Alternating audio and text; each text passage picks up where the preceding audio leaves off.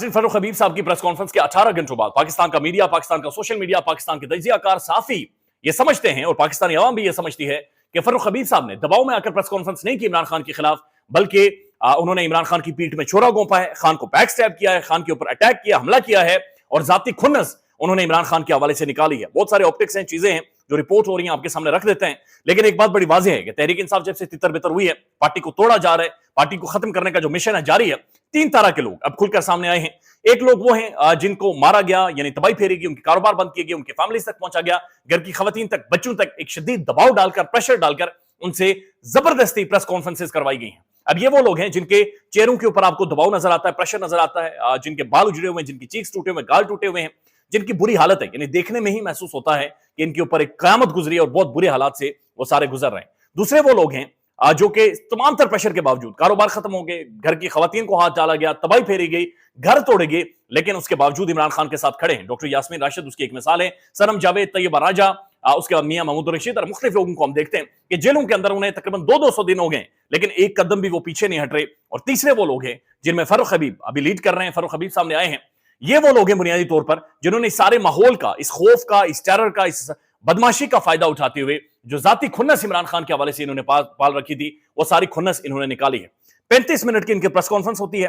8 दफा इन्होंने इमरान खान की लीडरशिप के बारे में इमरान खान को तजवीज की कि लीडर कैसा होना चाहिए, लीडरशिप क्या होनी चाहिए, लीडर में कितना तहम्मुल होना चाहिए, मामला फहमी क्या होनी चाहिए लीडर में। तो 8 दफा इन्होंने इमरान खान की जाती लीडरशिप के हवाले से सवाल उठाए। 3 दफा इन्होंने इमरान खान की बेगम बुशरा बीबी के हवाले से बातचीत की है, यानी इमरान खान की जो घर की इज्जत है वहां पर भी फर्रुख हबीब साहब ने हाथ डाला है, जहां से कई दफा ये इंटरव्यूज भी देते रहे और जहां पर ये बैठकर रोटी भी खाते रहे। प्रेस कॉन्फ्रेंस के आखिर में इन्होंने इमरान खान को शैतान करार दे दिया। इन्होंने कहा 2 रास्ते, एक आदम का है और एक शैतान का है, लिहाजा मैं आदम के रास्ते पर जा रहा हूं। तो उनका क्लियरली मतलब यह था कि मैं शैतान के रास्ते से पीछे हट रहा हूं। तो ये उस सारी प्रेस कॉन्फ्रेंस का खुलासा था जो 35 मिनट तक चली है। बीच में कोई फंबल नहीं है, कहीं पर भी कोई कन्वर्सेशन रुकी नहीं है, कोई डगमगाए वो नहीं है, बल्कि फ्लो के साथ बोलते रहे, एक के बाद एक, दूसरे के बाद तीसरा, चौथा करके उन्होंने सारी एक जो थी इमरान खान के हवाले से वो निकाली है। अब इतने सख्त अल्फाज शायद इमरान खान के जो बदतरीन मुखालिफ हैं वो भी नहीं इस्तेमाल करते। लेकिन ऑप्टिक्स पर आते हैं, फर्रुख हबीब और बाकियों को सिर्फ इनके चेहरों को देखते हैं, इनके कपड़ों को देखते हैं, इनके बालों को देखते हैं। फर्रुख हबीब साहब बालों का शौक रखते हैं, बाल बड़े अच्छे बनाते हैं, माशाल्लाह बड़े खूबसूरत इनके घरे बाल हैं।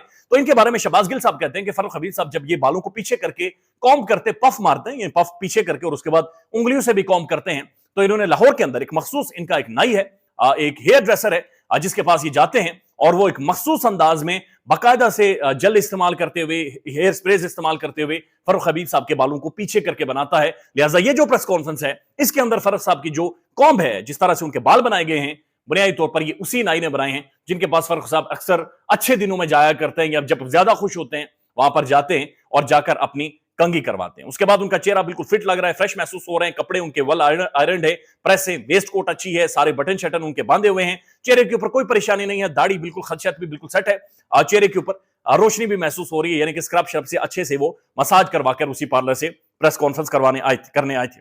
उसके बाद शहबाज गिल साहब कहते हैं कि जब फर्रुख हबीब साहब के हवाले से एक मुज्जात खबरें रिपोर्ट होना शुरू हो गई कि खुदा न खास्ता उनके साथ कोई लाइन क्रॉस हो गई है या उनके ऊपर कोई हालात उनके हवाले से खराब हैं, खबरें खराब आ रही थी कि शायद वो अब ठीक नहीं है या वो अब रहे ही नहीं पाकिस्तान में या दुनिया में, उनके हवाले से वो कहते हैं कि जब मैंने इसके ऊपर वीलॉग किया, शहबाज गिल साहब कहते हैं, तो उसके बाद फर्रुख हबीब साहब के उनके भाई ने शहबाज गिल साहब को फोन किया और वो कहते हैं कि फोन करके, यानी ये वो टाइम था जब फर्रुख हबीब साहब गायब थे, उनके बारे में किसी को इल्म नहीं था।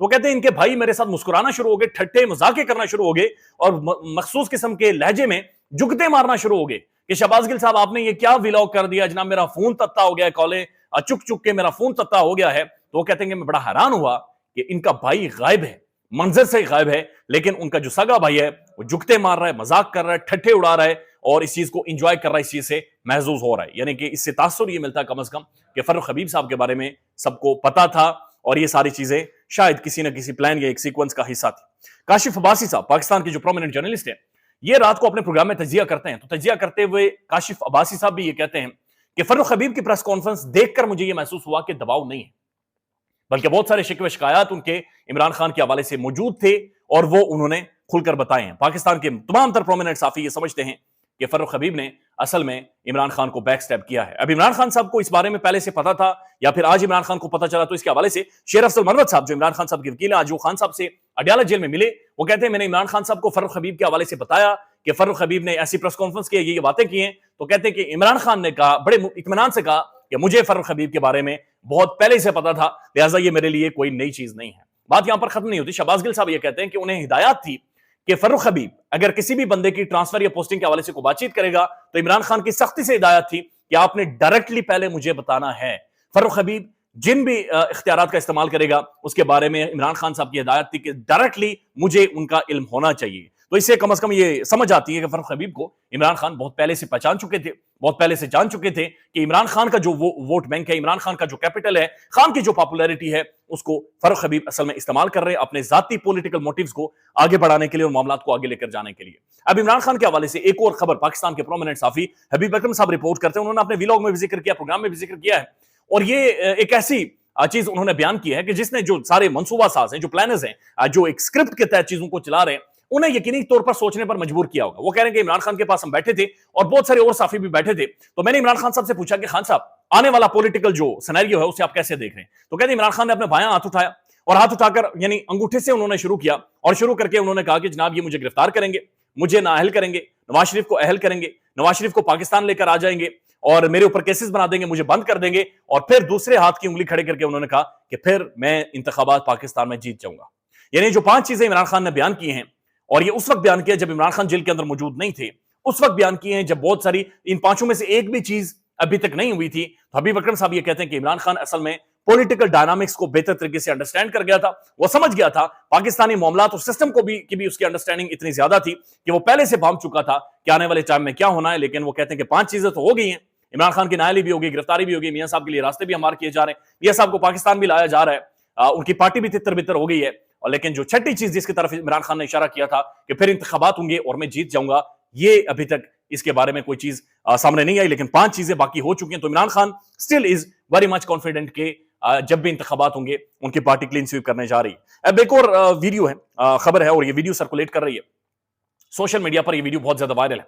ये मुस्लिम लीग नून के कोई पार्लियामेंटेरियंस हैं या फिर पंजाब असेंबली की कोई शख्सियत है, अहम शख्सियत है उनकी, किसी जगह के ऊपर ये कॉर्नर मीटिंग से खिताब कर रहे हैं, बातचीत कर रहे हैं, और बातचीत करते हुए जो अल्फाज इन्होंने इस्तेमाल किए हैं वो समझ से बाहर हैं। यानी वो उस वीडियो में ये कह रहे हैं कि जनाब जो लोग यहां पर बैठे हैं और जो लोग मियां नवाज शरीफ के इस्तकबाल के लिए लाहौर में जाएंगे, वहां पर सारे मामलात को चलाने के लिए जाएंगे, उन सबको मैं जन्नत की बिशारत देता हूं, वो सारे जन्नत में जाएंगे। बल्कि उन्होंने यहां तक कहा कि मैं सर्टिफिकेट देता हूं, यानी मैं आप सबको ये सर्टिफिकेट दे रहा हूं कि जो लाहौर में जाएंगे और जो यहां पर मौजूद हैं, जो मियां नवाज शरीफ के इस्तकबाल के लिए जाएंगे, वो सारे जन्नत में जाएंगे। यानी मुस्लिम लीग नून की जो 3rd टियर है या फिर 2nd टियर है, वो जन्नत के टिकट बांटना शुरू होगी कि आप लोगों ने जन्नत में जाना है अगर मियां नवाज शरीफ साहब के इस्तकबाल के लिए आप घर से बाहर निकलेंगे और आप लाहौर में भी उनके जलसे में जाएंगे और उनके इस्तकबाल के लिए भी जाएंगे, तो आपको टिकट दिए जाएंगे, बाकायदा से जन्नत के टिकट दिए जाएंगे और आप जन्नती हो जाएंगे। तो ये जन्नत की बशारत, खुशखबरी मियां नवाज शरीफ के इस्तकबाल के साथ जोड़ रहे हैं। यानी कि इसका मतलब है जो बिरयानी वाला एक सारा मामला था, यानी ये कहानी सारी कीमे वाले नान से शुरू होती है। जब कीमे वाले नान देकर हमने देखा है, पाकिस्तान की तारीख मौजूद है कि पाकिस्तान की अदालतों के ऊपर हमले करवाए गए हैं। बिरयानी से मामला शुरू होता है, कीमे वाले नान तक पहुंचता है, और उसके बाद होंडा 125 लाहौर के अंदर हमने खुद सर्वे किया, जहां पर लोग ये कह रहे हैं कि कहा गया कि अगर आप 25 से 30 बंदे लेकर आएंगे तो आपको एक होंडा 125 दिया जाएगा। और अब बाकायदा से जन्नत के टिकट भी कहा जा रहा है कि आप लोगों के हाथों में थमा दिए जाएंगे, आप सबको दे दिए जाएंगे जन्नत के टिकट भी, कि जनाब ये आप जन्नत के टिकट लें और मामलात को आगे लेकर जाएं। पाकिस्तान की अदालतों से भी खबरें, ज़ाहिर इमरान खान साहब के सारे जो मामलात हैं वो अदालतों के अंदर मौजूद हैं। इस्लामाबाद हाई कोर्ट के हवाले से पाकिस्तान के प्रोमिनेंट साफी ये रिपोर्ट कर रहे हैं कि इस्लामाबाद हाई कोर्ट की जो एक रेगुलर कॉज लिस्ट है केसेस की, जिसके मुताबिक केसेस को लगाया जाता है, आमिर फारूक साहब ने उस कॉज लिस्ट को कैंसिल कर दिया है। और उस कॉज लिस्ट को कैंसिल करने का मतलब यह है कि इमरान खान के जो सारे मामला सुने जा रहे थे, जिनमें जमानत का मामला था, जिनमें बहुत सारे केसेस में जिनकी जहां पर खान साहब की जमानत खत्म हुई है, उनकी गिरफ्तारी का मामला था, इमरान खान की इद्दत के दौरान जो निकाह सारा, वो सारे मामले थे, उन सारे मामलात को गैर मुय्यना मुद्दत तक मुलतवी कर दिया गया है। और इस्लामाबाद हाई कोर्ट के चीफ जस्टिस मुअज़्ज़ज़ जस्टिस आमिर फारूक साहब ने ये कॉज लिस्ट उन्होंने कैंसिल कर दी है। ख्याल रखिएगा अपना। अल्लाह हाफ़िज़। पाकिस्तान में इस वक्त सबसे बड़ा मसला बोलने का है। पाकिस्तान में बोलने नहीं दिया जाता, जुबानें खींच ली जाती हैं, डर है, खौफ है, टेरर है। पाकिस्तान का मीडिया मुकम्मल तौर पर कंट्रोल्ड है, वेल मैनेज्ड है, एक मैसिव सेंसरशिप है। इसी तरह का दबाव पाकिस्तान में सियासत.pk भी फेस कर रहा है, जिसे पाकिस्तान भर में गुज़श्ता कई महीनों से मावरा आइन, मावरा कवानीन मुकम्मल तौर पर बंद कर दिया गया है, मुकम्मल तौर पर बैन कर दिया गया है। सियासत.pk की नशरियात को लिमिटेड करके पाकिस्तान में छोड़ दिया गया है। तमाम तर कानूनी मवाज के ऊपर आवाज उठाई गई, दस्तक दी गई, लेकिन हर तरफ से खामोशी है, सन्नाटा है, कहीं पर कोई सुनवाई नहीं है, कोई सुनने को तैयार नहीं है। लेकिन इसका हल क्या है? क्या खामोश हो जाए? क्या सवाल ना करें? क्या मालूमात आप तक ना पहुंचाएं? क्या इंफॉर्मेशन आप तक ना पहुंचाएं? मालूमात भी पहुंचेगी, इंफॉर्मेशन भी पहुंचेगी, सवालात भी उठेंगे, लेकिन अब आपने रोल प्ले करना है, आपने अपना किरदार अदा करना है। और छोटा सा एक प्रोसीजर है, प्रोसेस है, उसके बाद आप अपना किरदार अदा करें और हमारी मदद करें। पहले आपने यह करना है कि हमारे यूट्यूब चैनल को सब्सक्राइब करना है, उसके बाद ज्वाइन के बटन के ऊपर जाना है, क्लिक करके हमारा मेंबर बनना है। या फिर दूसरा ऑप्शन यह है कि आपने वीडियो की डिस्क्रिप्शन में जाना है, वहां पर पैट्रियन का लिंक मौजूद होगा, उस लिंक के ऊपर क्लिक करें और हमें सपोर्ट करें, हमारा हिस्सा बने, हमारी ताकत बने। ख्याल रखिएगा। अल्लाह हाफिज।